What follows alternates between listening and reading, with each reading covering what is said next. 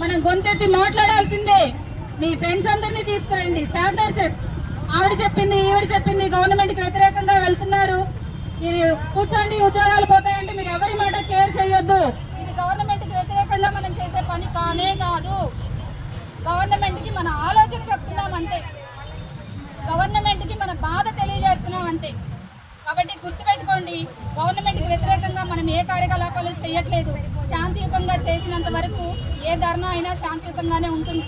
గవర్నమెంట్కి మన డిమాండ్లు చెప్తున్నాం అంతే. అది ఒక్కటే మనసులో పెట్టుకోండి. ఏ ప్రాబ్లం వచ్చినా మేముంటాం. నా నెంబర్ పెట్టుకోండి, నేను ఇంకో 10 మందిని పోగేసుకొచ్చి మీ సమస్య నేను తీరుస్తాను. అలా ఒక్కొక్కరికి ఒక్కరు, నేనేనే కాదు, నాకు సమస్య వస్తే మీరంతా నిలబడాలి. అది తెలియని స్టాఫ్ నర్స్ అయినా సరే మేమున్నాం నీకు అని మనం వెళ్ళగలగాలి. 100 రూపాయల పెట్రోల్కి, 100 రూపాయల ఛార్జీకి ఆ స్వభావాల నుంచి బయటికి రండి. లక్షలు ఖర్చు పెట్టుకుంటున్నారు, వేలు పోసుకుంటున్నారు. ఈ దరిద్రమేమి వదిలేయండి. ఒక నెల జీతం అవసరమైతే జీవితం బాగుపడదా? బాగుపడదా? 100 తీయమంటే ఆలోచిస్తారు. ఏమబ్బాయి ఇది అసలు? ఇలా అయితే అవ్వో పనులు.